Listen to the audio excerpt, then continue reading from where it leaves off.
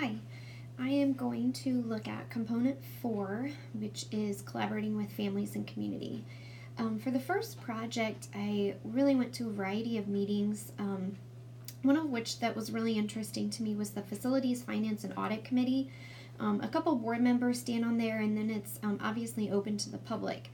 One of the things that was really influential about that committee was that at the Facilities Committee, it was actually being presented at the time. I didn't really know what was happening. One of the assistant superintendent was presenting at the time a plan that was going to actually be influential and going to be eventually presented to the board for a bond issue in April 2018 for approval.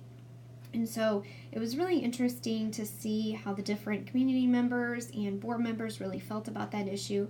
It ended up being passed, or not passed, but presented on for approval. In the community, the people at the meeting, it was really interesting to hear their take on it. I think the assistant superintendent was really expecting it to, he was really talking about how it was for the community and how it was a little stadium, so to speak, and he really wanted it to kind of be open for the community, and a track was there, and it kind of turned into the people at the meeting really felt like, well, no, we want it to be for our students. And so I think it will kind of take a turn for how they present it to the community for that bond issue.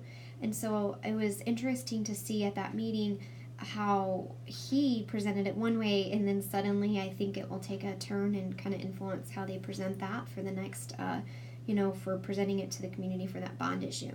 So as far as how it affected, the data and things like that, I really analyzed a lot of the district character education feedback, and when I started to really look at that and talk to different people and different stakeholders for that, I really found that having that data and really engaging them with that data, really, it kind of turned the conversation to kind of make it a little broader.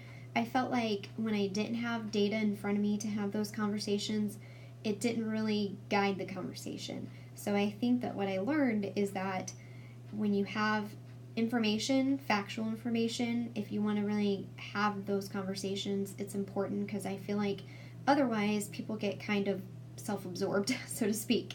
And I found that with teachers, I found that with parents, I found that with really anybody. So I think that was important. The other thing I worked on was really a site visit for it was for community, for other education people, and we invited parents there. I think that we only had like 5 parents, which was okay. That was 5 more than we did before, and they really loved it. So I think we'll do that again. It didn't take a lot of extra effort to really do that now that we have it prepared. So I think we'll definitely do that again. I think we just need to communicate a little better, and maybe different avenues, because we just did it via email and then our teachers put it in the newsletter. So it took me communicating with the Character Plus people in the site visitors. So now that that's prepared, the day went really good. I think that the feedback and our teachers really felt positive because they were proud of what they were doing. So as far as the partners involved with working in the district and community, we worked with a variety of educational partners, and I think that having those relationships are really important to the success of the district, because they can play lots of different roles as well. So that's kind of what I learned. Thank you.